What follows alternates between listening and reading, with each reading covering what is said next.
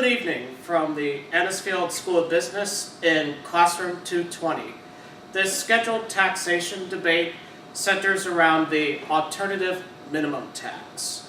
The central question to this debate centers around whether the alternative minimum tax should be repealed or reformed. Last but not least, this taxation debate is commissioned and sponsored by federal taxation professor Karen Wallace. So, let's begin. We're calling this opening segment the background information on the alternative minimum tax. AMT was created by Congress in 1969 because the IRS found that 155 millionaires were avoiding the federal income tax by means of obscure deductions and loopholes. The purpose was to ensure that the federal government was collecting revenue from the wealthiest Americans. So Connor and Nicholas, who will be arguing the position of repealing AMT, you have the debate floor. Thank you, Pat. My name is Nick Williams. I'm Connor Pliskin. So good afternoon, ladies and gentlemen. I'm here to tell you why we should repeal the alternative minimum tax. So, the alternative minimum tax is no longer relevant to its original purpose. Instead, it unfairly targets the middle class, especially those with families. So like Pat previously mentioned, AMT was originally created to prevent millionaires from avoiding taxes by means of obscure deductions as well as loopholes. In 1969, AMT was created by Congress to target specifically 155 millionaires that were found by the IRS. 1 year later, 19,000 people ended up having to pay AMT. So, AMT now unfairly punishes 4.7 million Americans, most of which being in the middle class. So, only 10% of this revenue earned last year came from taxpayers earning over $500,000. The rest, 23%, came from taxpayers in the $100,000 to $200,000 range, dead smack in the middle class. So on top of the middle class being unfairly burdened by this tax, households with 3 or more children are 4 times more likely to be stuck with this tax. That's because AMT disallows certain tax breaks, including state and local taxes. So taxpayers and married couples in higher tax states are more likely and disproportionately affected. So the cause of this whole AMT mess is mostly because of the lack of preparation for inflation. As Nick said before, AMT was not properly indexed for inflation.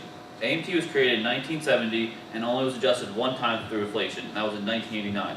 As you can see here, this is the inflation rate from 1915 to present day. In 1980, when it got adjusted for inflation, compared to 1950, the inflation rate was 1,200%. Nowadays, it's all the way up to 2,326%, meaning that a lot of people are getting the AMT tax that shouldn't have been from the beginning. As you can see from the next slide, how many people are getting affected by the AMT right now. It started with less than 1 million people getting affected with the AMT tax. Now over almost 5 million people are affected by the AMT tax, which is not why it was created in the first place.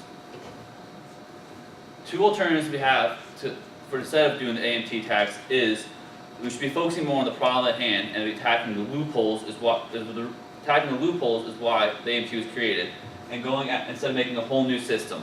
Another thing we should do is by being more stringent and more scrutiny towards the 1% to attack the deficits that we have by getting rid of the AMT tax. Thank you, everybody. Now that the repeal side has made its case, I would now like to introduce Eric and Miguel, who will be making the case of reforming of the alternative minimum tax. Let us know when we're Ready. Thank you very much, Patrick. My name is Miguel Manalo. I'm Eric Traphagen. And we are here to present the reform side. Now, I want to say, Nick and Connor have very good points. AMT does have its problems, but repeal is unlikely. reform could save many from this AMT burden in the short term. And the costs, total costs to reform are much less than repeal. The total estimated cost to repeal is currently over $1 trillion, while popular reform programs are estimated to be around $120 to $130 billion, a much bigger savings both in the short term and the long term.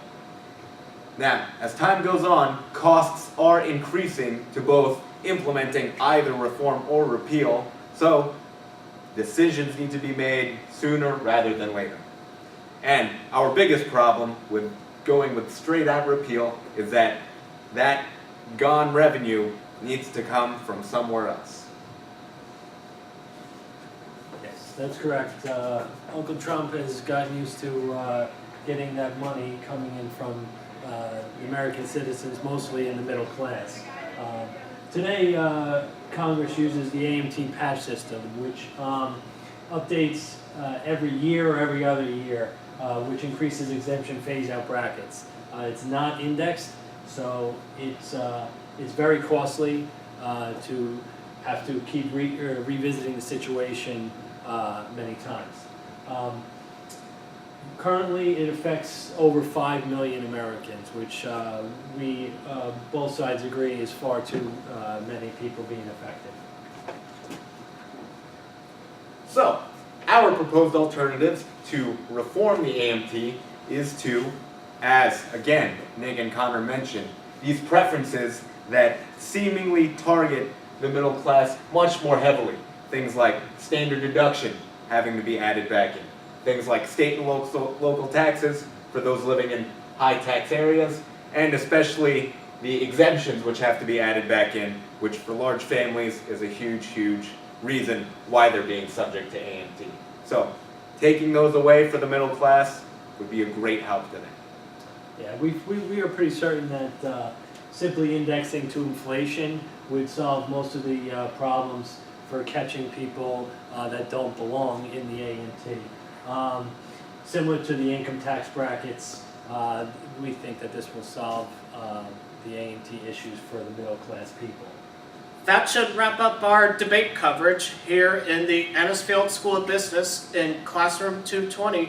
For our audience watching this debate, have a good day.